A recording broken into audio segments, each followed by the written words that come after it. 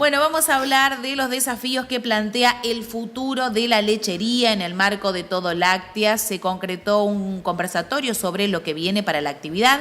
Formó parte de ese encuentro Miguel Taberna, presidente de FUNPEL y referente de INTA, Rafaela. Lo escuchamos. Rescatando algunos temas que son de altísimo impacto en la lechería y que son transversales, digamos, a las escalas o a los niveles de eficiencia, inclusive hasta los territorios, ¿no? Muy brevemente lo que planteamos es que es muy importante incrementar la producción de alimentos por unidad de superficie. Tenemos promedios que son altamente superables y eso tiene un impacto muy importante, siendo que los costos de alimentación representan el ítem más importante de los costos de producción de un tambo, ¿no? O sea, poder incrementar un 50% de lo que producimos internamente tiene impacto sobre los costos, tiene impacto sobre la eficiencia, tiene impacto financiero porque no tenemos que recurrir tanto a alimentos externos, tiene menor huella.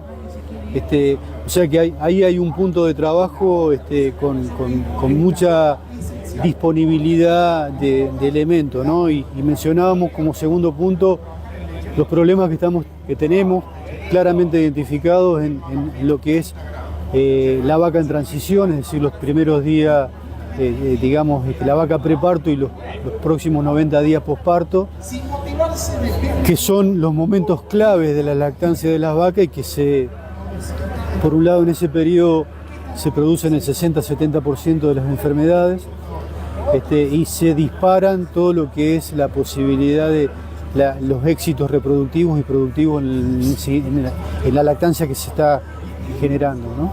Ahí hay que trabajar muy bien, muy fino en términos de alimentación y manejo y de confort para mejorar sustancialmente esa situación. Y la otra parte muy importante es trabajar sobre los terneros, sobre la crianza y la recría, reduciendo mucho los problemas fundamentalmente de mortalidad y muchos de los problemas de condicionamiento que generamos en esta primera etapa a las vacas, a las hembras que en un futuro van a producir, ¿no?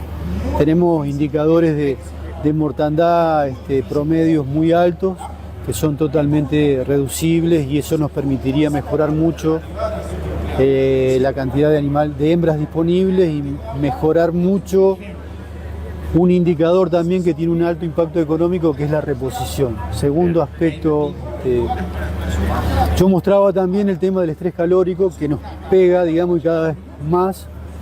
Mostraba pérdidas asociadas al estrés calórico y por otra parte la problemática donde solamente el 15% de los productores, el 20% ha adoptado el conjunto de prácticas de infraestructura necesaria para reducir este problema, mitigarlo, limitar.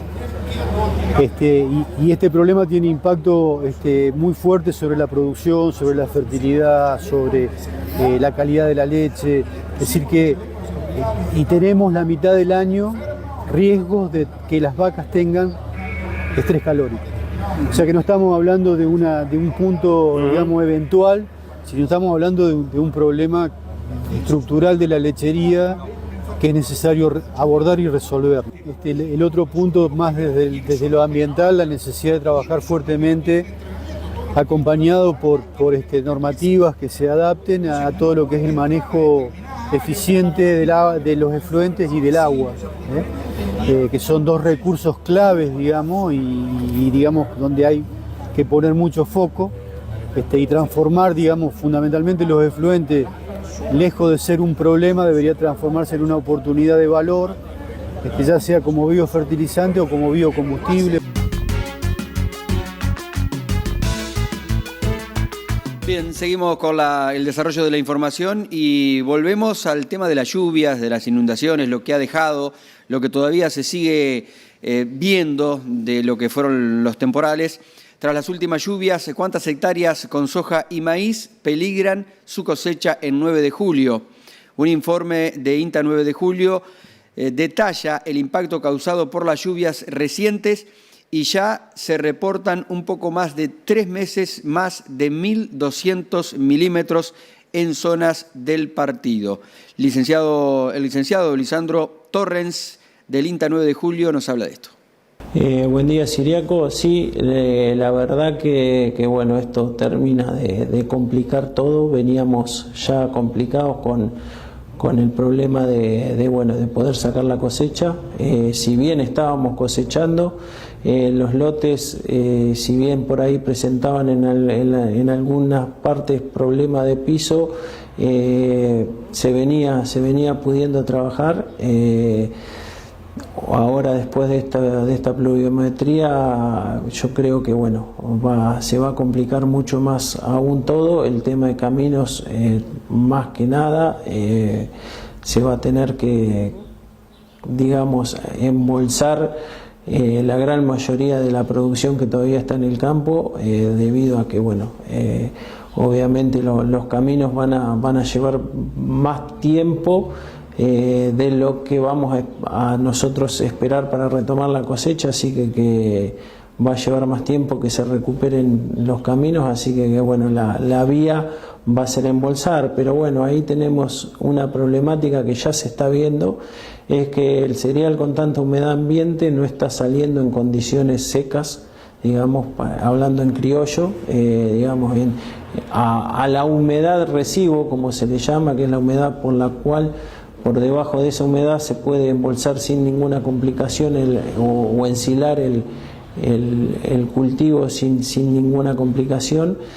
Bueno, estamos teniendo humedades superiores estamos cosechando con humedades superiores a esa humedad, y lo que hace que, digamos, el periodo de guardado de ese cereal en las bolsas se acorte y tengamos que retirar ese cereal en los próximos 3 meses, tengamos que estar retirando ese cereal con la no garantía de que tengamos dentro de esos 3 meses caminos como para poder circular y poder sacar ese cereal. Así que bueno, eso es algo a tener en cuenta al momento de realizar las bolsas, digamos,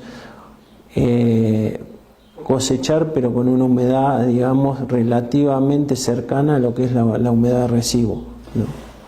Lisandro, según las estimaciones de INTA, ¿qué cantidad de hectáreas o en porcentaje quedarías todavía por recolectar tanto soja y maíz?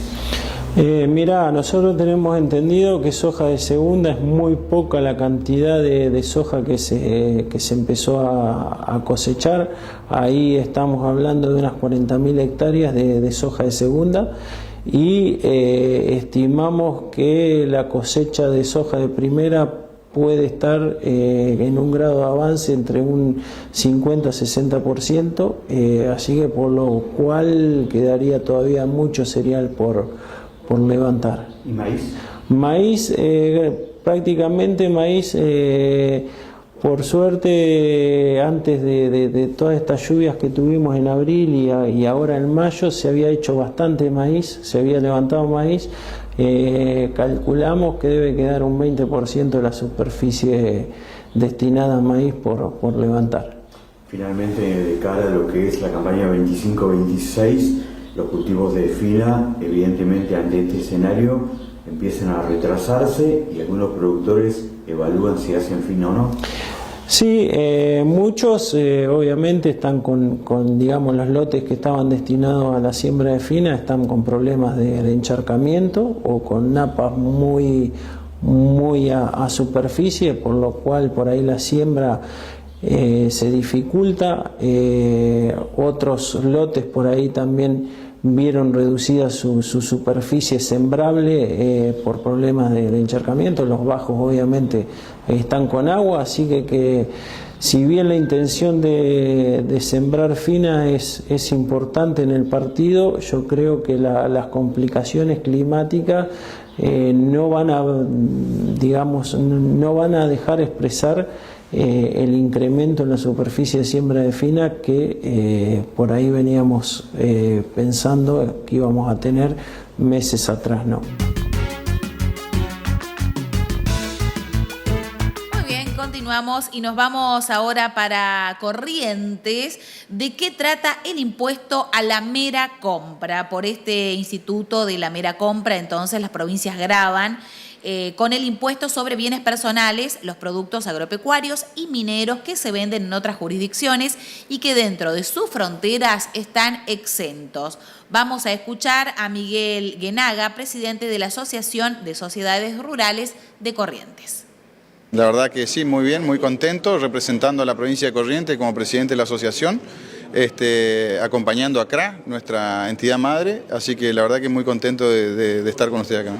Miguel, hay un dato que daba Valdés hoy que hablaba de aproximadamente entre 23.000 y 25.000 productores ganaderos. El mismo gobernador decía, nosotros en Corrientes tenemos producción ganadera. No digan que no hacemos carne, pero tal vez lo que falta es sobre todo reforzar la cadena de valor, ¿no es así? Sí, totalmente, un poco lo que ha dicho el gobernador en sus palabras al inicio.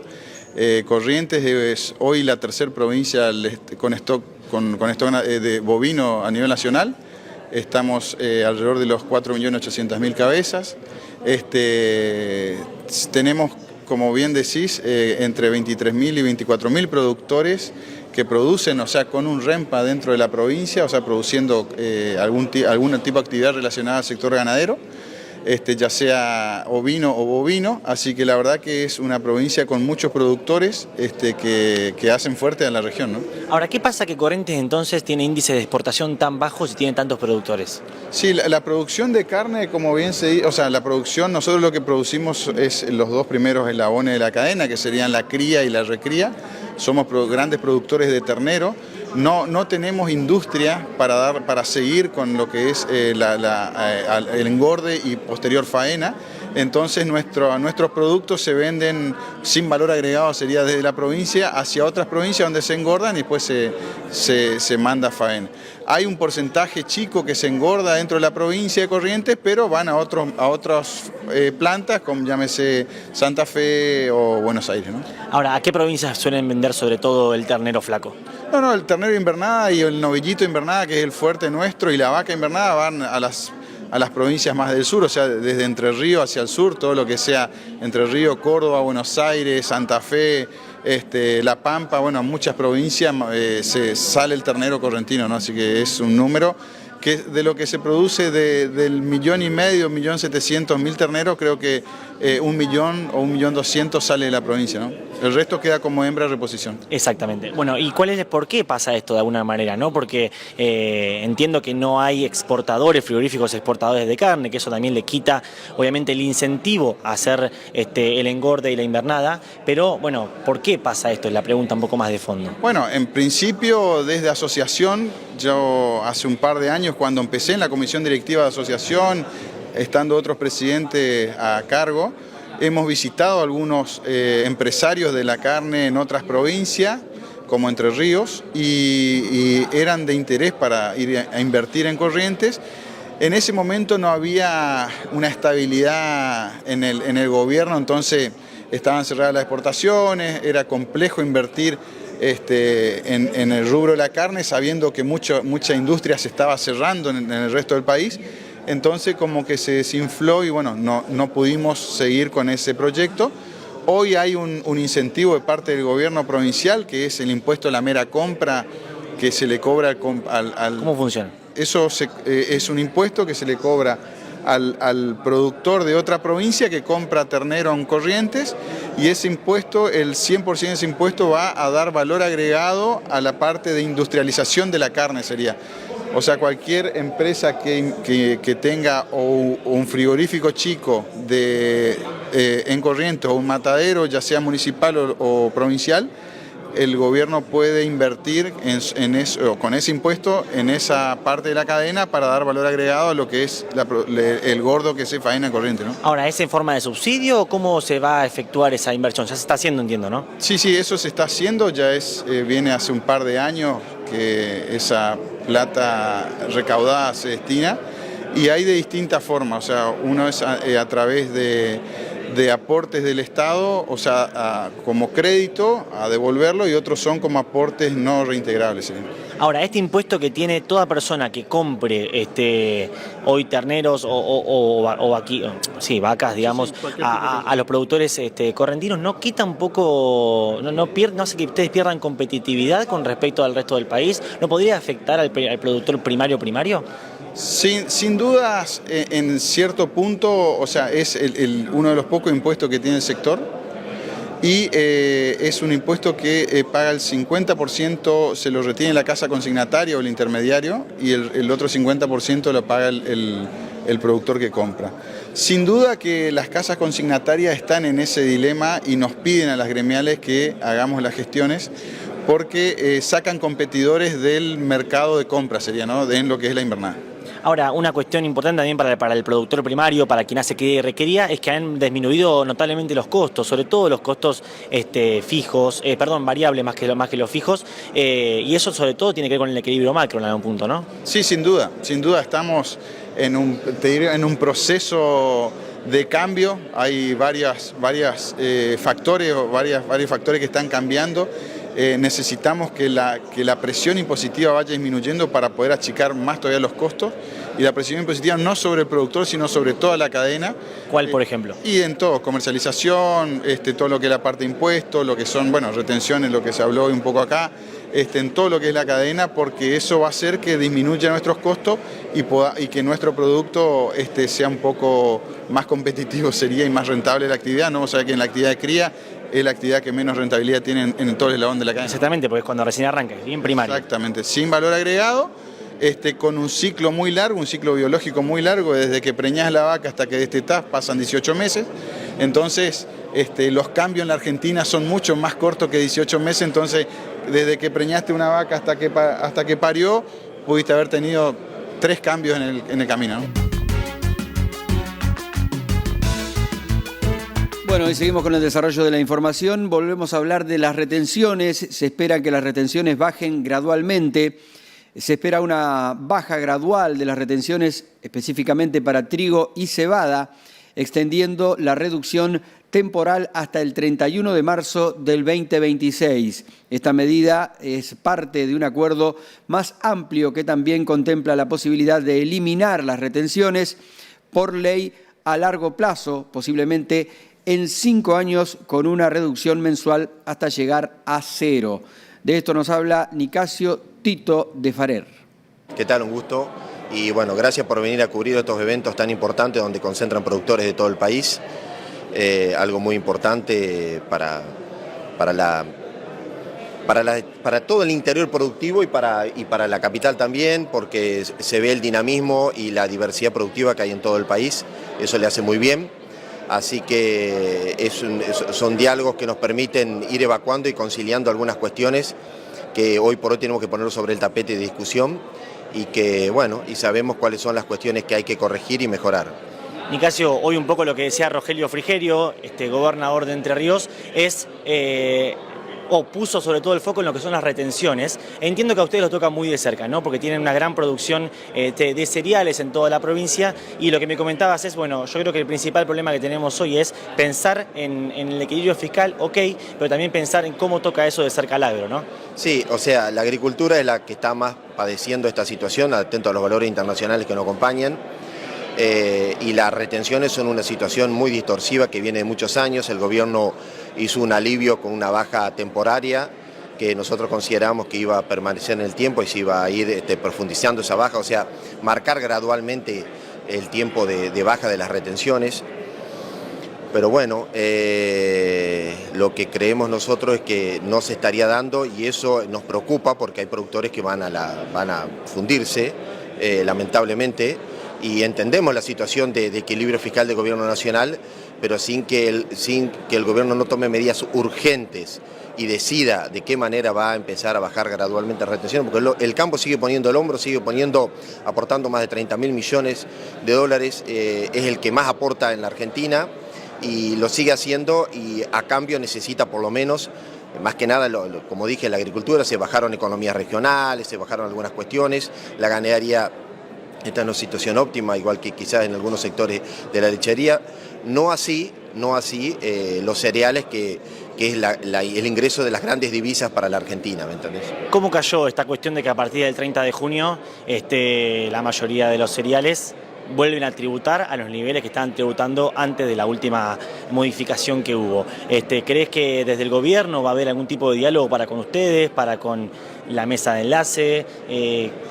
¿O crees que esto va a quedar así hasta tanto haya una decisión del Palacio de Hacienda de volver a cambiar? No lo sabemos. Esperemos que no, pero que sea lo antes posible, que nos convoquen a la mesa de enlace y nos digan que a partir de tal fecha van a empezar a bajarse gradualmente las retenciones, pero que van a ir bajándose gradualmente durante un tiempo prolongado hasta bajar definitivamente.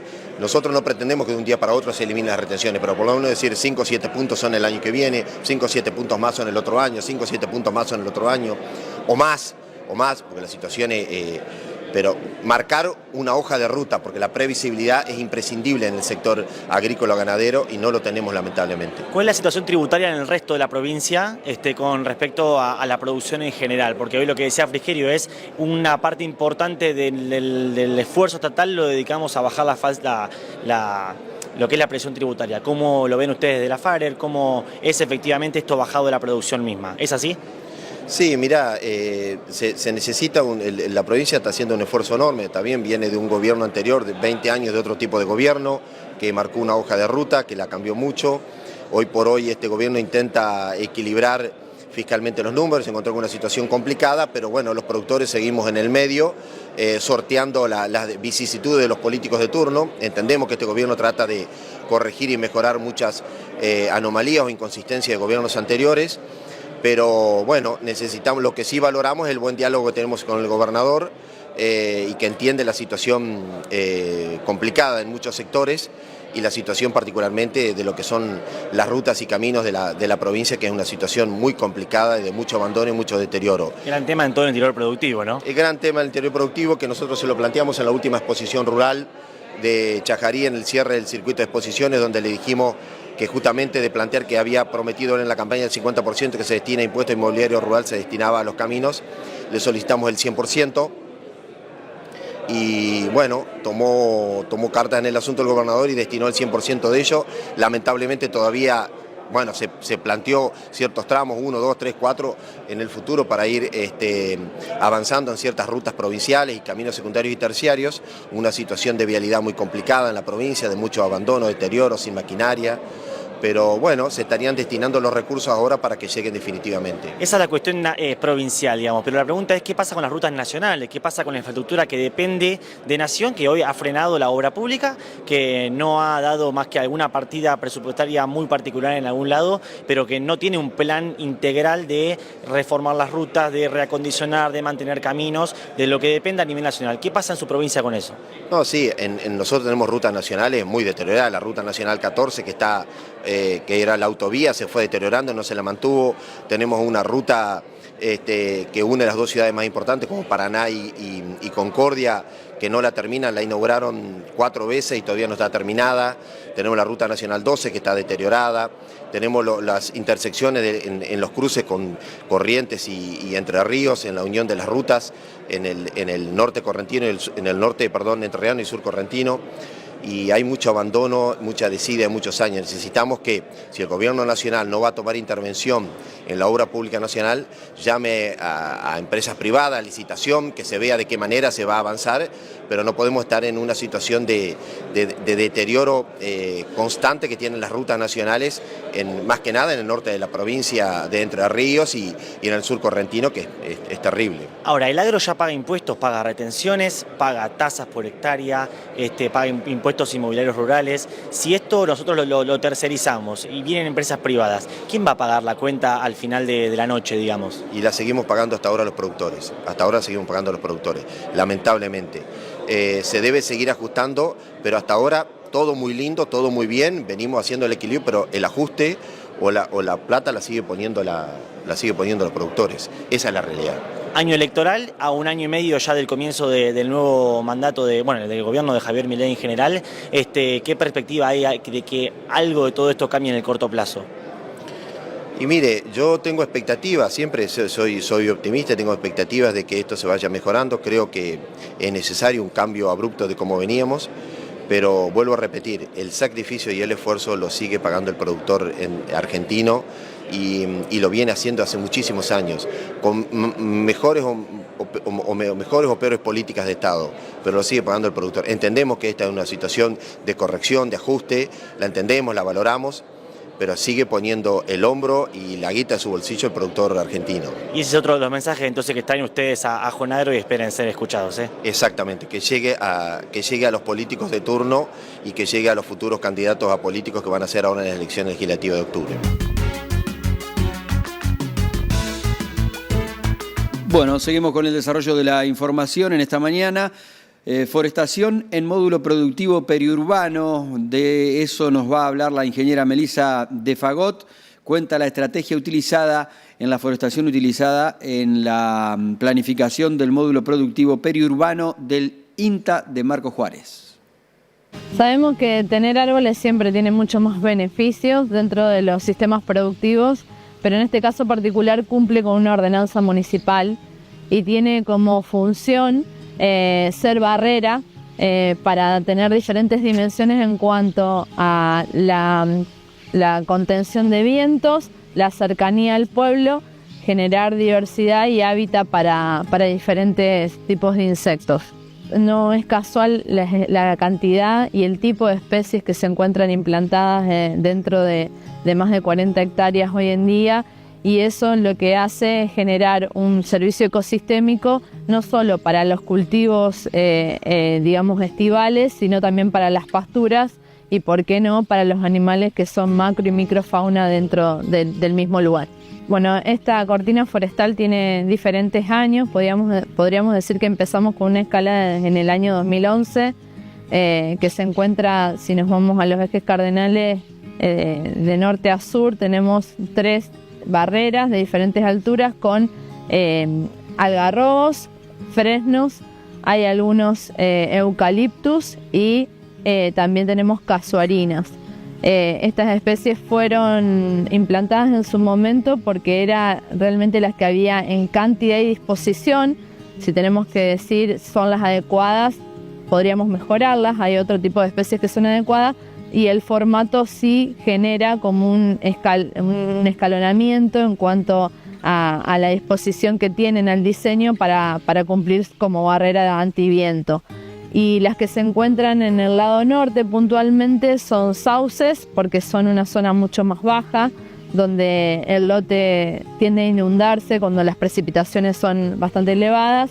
En el medio hay una hilera pura de algarrobo y una hilera que finaliza en contra cerca de las vías del tren con fresnos. Estas especies son muy buenas para nosotros porque son especies que se adaptan en estas zonas y termina siendo muy fácil de manejar cuando estamos hablando de más de 300 especies en pocos metros de distancia. Está la ley agroforestal dentro de la provincia de Córdoba, que facilita no solo la forma en que el productor tiene que llevar adelante la posibilidad de reforestar su espacio dependiendo de la cantidad de hectáreas, sino también que hay muchos ingenieros agrónomos, colegas, que fueron capacitados para completar un diseño dentro de una planilla que habilita a este productor cumplir con esa ley, y hay muchos viveros, inclusive dentro de INTA Marcos Juárez tenemos uno que pertenece a la provincia, y hay especies que son las que mencionábamos y más para poder llevar adelante estos procesos, porque estamos hablando de grandes cantidades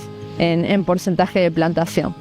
Es obligatoria, se está cumpliendo en algunos puntos de la ley, no en absolutamente todos, pero sí en saber cuántas hectáreas tiene el productor, qué diseño posible puede llevar adelante y las especies que va a abordar, cómo las va a plantar. El árbol en sí tiene muchísimos beneficios dentro del agroecosistema por los aportes que da a la biodiversidad, genera macro y microclima dentro de ese lugar, y yo creo que es súper importante considerarlo porque nos está permitiendo a nosotros rediseñar lo productivo, donde antes simplemente había lotes que no tenían absolutamente nada, y cuando las precipitaciones fueron altas, como en los años 2015, aproximadamente 3 meses de suelo totalmente anegado, hubo especies que estaban totalmente adaptadas para eso y fueron como esa esponja que aprovechó el agua y que ayudó en estos sistemas productivos a hacer un poco mejor las zonas donde estaban totalmente inundadas, donde no hubo árboles,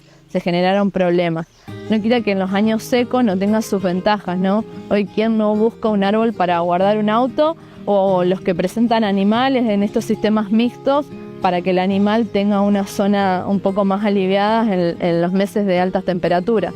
Los beneficios son infinitos dependiendo de la situación, pero hoy en día ya deja de ser el campo o la ciudad el beneficiado, sino un diseño que nos compromete a todos como ciudadanos más que nada.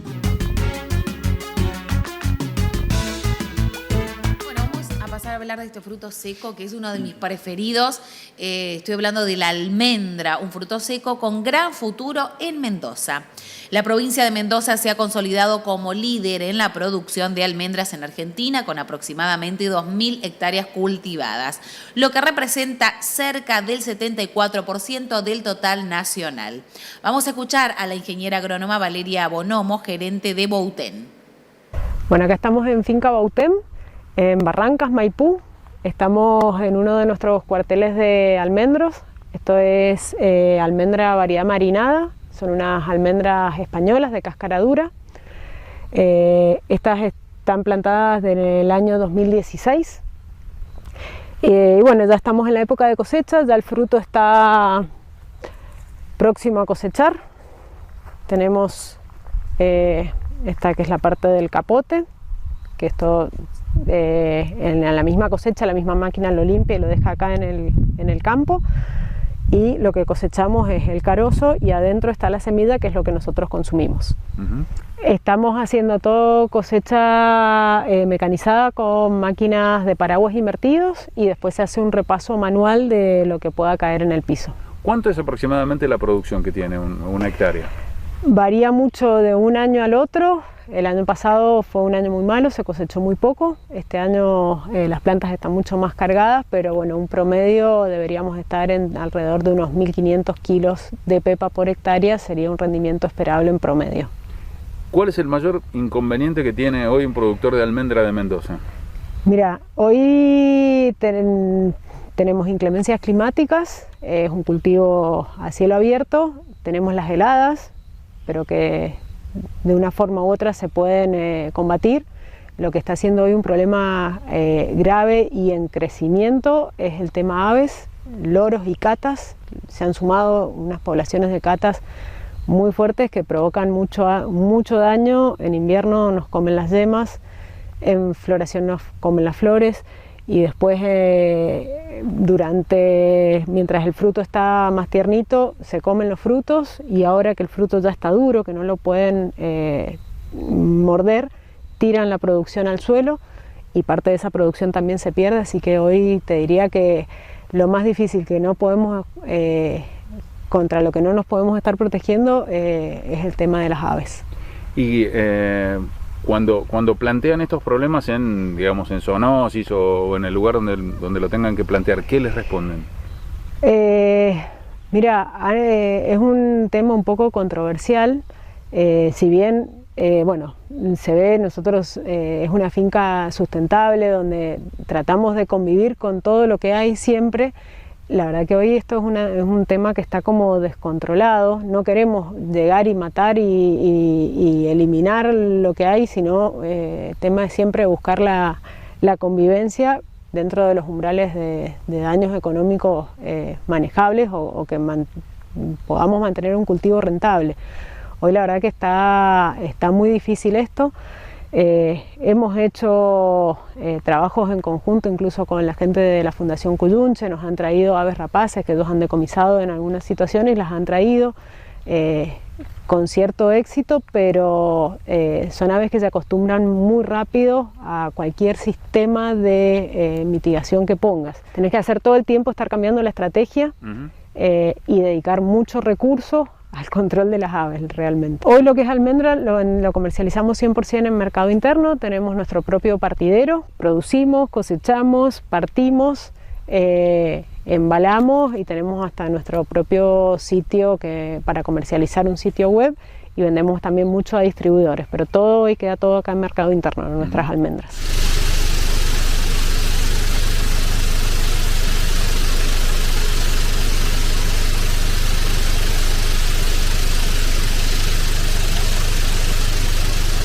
Esto es como un primo de un damasco, de un durazno. Sí.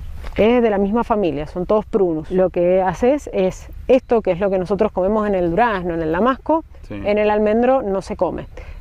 Más temprano en la temporada esto era un poco más grueso, más carnoso, después se empieza a abrir esto y se hace, después termina siendo como un papelito, un cartoncito que se cae solo o lo tiramos en la cosecha. El carozo, que es el mismo, un carozo de un damasco, es muy parecido a un carozo de un damasco, un poco más grande, y lo que está dentro es la almendra que comemos, que alguna vez te debe haber pasado que comes un durazno, un damasco y se te rompe el carozo y adentro tenés una almendrita. Son primos y son las pepas de los frutos de carozo lo que se consume en la almendra. No es comestible el del durazno, por ejemplo. No. Claro, por eso. Es un poquito más amargo. Sí, por eso. Esto no le tenés que hacer ningún tratamiento. Nada. Nada. Esto Se seca solamente, claro, lo partís y ya está para consumir. Si tiene niveles elevados de humedad, lo secamos. Ajá. Que acá en Mendoza normalmente ahora que hemos tenido lluvias, a lo mejor necesita un secado, si no directamente con la humedad que llega al campo es suficiente. ¿Dijiste? Esta variedad es marinada. Marinada. Ajá. Esta variedad se produjo en la ¿De zona dónde? de Tarragona, de España. La gente del IRTA de sí. Tarragona fueron los que produjeron esta variedad. ¿Y hay mucha variedad de almendros? Sí, hay unas cuantas. Hay como dos grandes grupos. Están las de cáscara blanda, que son las americanas, la Nonpareil, es la referente. Sí, que Y después tenemos las de cáscara dura, que son las españolas, porque se produjeron muchas en España. La ventaja que tienen estas, las españolas o las de cáscara dura, es que tienen la floración más tardía, entonces le escapas mucho a las heladas, porque florecen más tarde. Bien. La desventaja que tienen es que producen muchos menos kilos.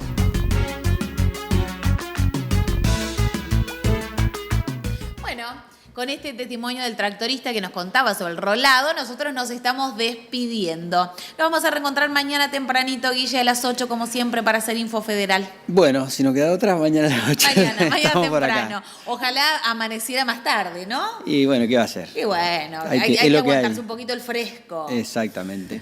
Nos vemos mañana. Que pasen bien.